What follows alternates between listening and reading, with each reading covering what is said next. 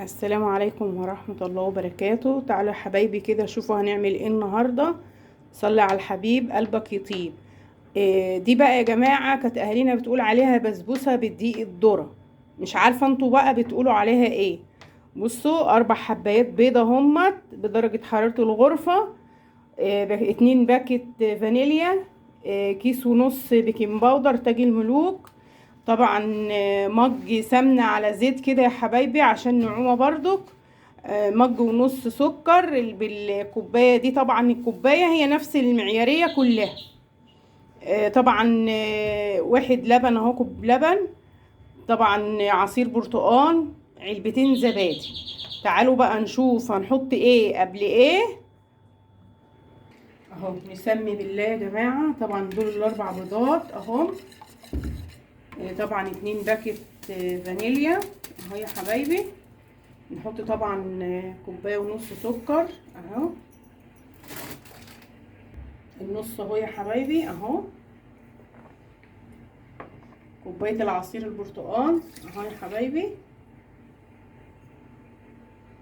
كوبايه اللبن زي ما قلت لكم. كوبايه السمنه على زيت. بسم الله الرحمن الرحيم. نقلب بقى ده كله في بعضه كده لحد ما احس ان الخليط بقى كويس كده في ايدي. يعني السكر مفيش حبيبات فيه ولا اي حاجه. هي بتتعمل يا جماعه زيها زي الكيكه. كانت الناس الاول بتحط عليها عسل، بس الحاجه الله يرحمها والدتي وكده ما كانتش تحط عليها عسل. كانت تعملها بمقادير الكيكه.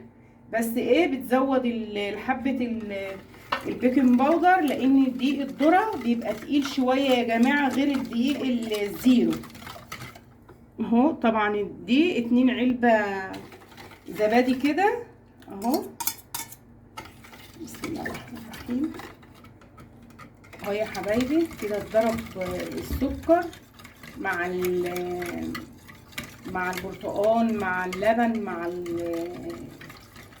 الاتنين علبة زبادي كده اهو. نحط بقى بشر برتقال معلقة اهي يا حبايبي اهي. دي بشر برتقال. ادام عملناه بعصير برتقال، بشر البرتقال هيخليها حلوة قوي باذن الله اهو. كده بقى الخليط بتاعي جاهز ان انا اضيف له الدقيق والبيكنج باودر اهو يا حبايبي. طبعا ده الدقيق اهو. بسم الله الرحمن الرحيم. نشوف بقى هتاخد كام كوبايه دقيق اهي. اول واحده اهي.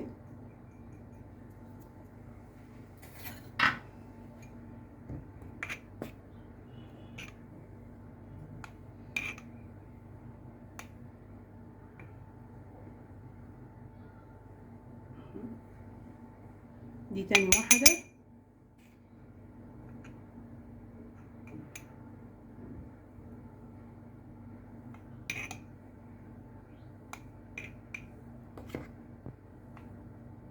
دي تالت واحده اهي يا حبايبي. نقلب ونشوف هتاخد تاني ولا لا. طبعا البيكنج باودر اهو مرضتش اقلبه على الدقيق عشان الدقيق كتير. انا عارفه ان هو كتير على الصينيه.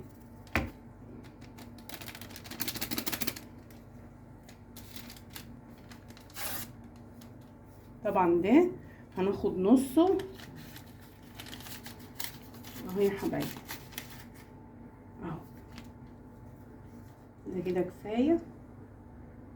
طبعا ده كربونات يا حبايبي. ناخد معلقه كده من اللي هي بتاعت الشاي دي. طبعا معلقه اكل هناخد يعني ربعها كده. ده حلو ما بيخليش البسبوسه الدقيق الذره تبقى مكتومه. بسم الله الرحمن الرحيم. نقلب بقى كده ونشوف هنعوز دقيق ولا هنعوز ايه. طبعا الدقيق ده يا جماعه انا كنت طحناه قدامكم ونزلت لكم الفيديو، ودلوقتي بيتباع في السوبر ماركت متوفر.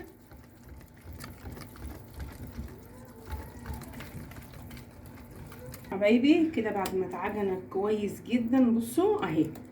هي اهي. بسم الله بقى نفضيها في الصينيه بتاعتنا. الصينيه متبطنه يا جماعه بالسمنه اهي. بسم الله الرحمن الرحيم اهي اهي. شفتوا القوام بتاعها بيبقى عامل ازاي اهو. لان دي ما بتبقاش زي الكيك، يعني هي عجينه الكيكه بس دي بدقيق ذره. دقيق الذره يا جماعه بيبقى تقيل شويه للمره التانية عن الدقيق الزيرو. طبعا دي وارد ان مثلا تطلعها من الفرن تلاقي وشها مشقق وكده، فطبعا انا بسقيها بشويه شربات كده. لو لقيتها محتاجه، مش محتاجه مش هسقيها اهي يا حبايبي. كده فضيناها في الصينيه ما عادش فيها حاجه اهي. كده بقى ناخدها على فرن 170 175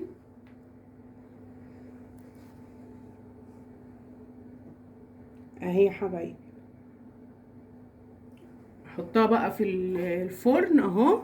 تعالوا بصوا اهو تاني رف من تحت عشان ما تتحرقش معانا، لان دي بتاخد سوا يا جماعه عن الكيكه براحتنا اهو. اهي يا حبايبي قدامكم. طبعا لما تستوي ارجع لكم بقى ان شاء الله. وكده يا حبايبي يكون إيه استوت. هنشوف هنختبرها بالخله مع بعض دلوقتي قدامكم اهو يا حبايبي. بسم الله الرحمن الرحيم. اللهم صل وسلم وبارك عليك يا حبيبي يا رسول الله. اهي يا حبايبي شوفوا اللون جميل جدا اهو، بس مش جاي يدل ان هي استوت. احنا نشوف برضو بالخله مع بعض كده وبعد كده نحكم عليها. هي بسم الله ما شاء الله باين عليها طريه جدا اهي، عشان المقادير بتاعتها صح حلوه مظبوطه اهي يا حبايبي. بصوا اهي ادام الخله طلعت كده فاضيه ما فيهاش عجين كده تبقى استوت. بسم الله ما شاء الله. والصينيه كده بصوا ثبت الاحراف كده اهي، تعرفوا ان هي كده ايه استوت برضك اهي. فكده بقى نجيب الشربات بتاعنا وهي سخنه كده برضك، عشان الشربات كنت عاملاه معاكم قبل كده. اجيبه واشوف هنسقيها ازاي. عشان بصوا التشققات دي يا جماعه، لاني بقول لكم الدقيق الذره بيبقى تقيل جدا غير التاني. يعني كميه الدقيق 3 كوبايات دقيق كبار بتوع العصير، لو دول تخيلوا دقيق ابيض يعني من الدقيق الزيرو كان زمان الصينيه دي علو كده، لكن هي كده حلوه بالدقيق الذره. كده يا حبايبي بقى نطفي الفرن مع بعض كده اهو.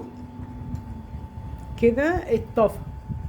بصوا الشربات اهو اللي احنا كنا عاملينه مع بعض يا جماعه ايام الجلاش، يوم الجلاش كده وبعمله انا بحب اعمله واحطه في التلاجة كده ما بيخسرش اهو. نسقيها وهي في باب الفرن كده. ما تستغربوش يا جماعه ان انا بسقيها، هي دي بتبقى بقولك تقيله جدا. الدقيق الذره بيبقى تقيل اهو يا حبايبي. نسقيها نوزع عليها كده كلها شربات وهي في الفرن برضو اهي يا حبايبي. طبعا دي نص كوبايه شربات كده كان معمول وجاهز عندي في التلاجة اهو. اميل الصينيه بتاعتي كده شمال ويمين عشان كلها تشرب الشربات وتبقى زي العسل. طبعا انا كده يا جماعه لو طلعتها من الفرن طبعا هتبقى ايه يعني مش احسن حاجه ان انا اخرطها دلوقتي وهي سخنه. هسيبها تهدى كده. بصوا بسم الله ما شاء الله عليها زي العسل اهي. احطها برضك في الفرن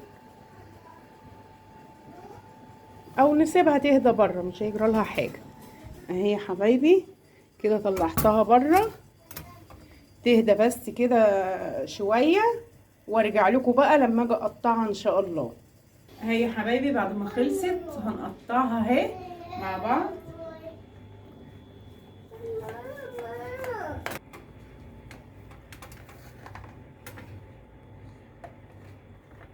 اهي يا حبايبي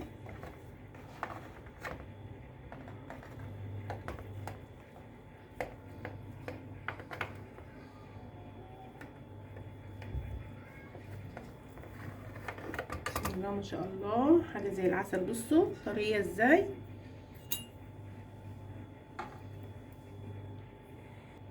اهي يا حبايبي. بصوا بعد ما اتخرطناها، بصوا والله ما في احلى من كده اهي. بصوا طريه جدا اهي يا حبايبي اهي اهي.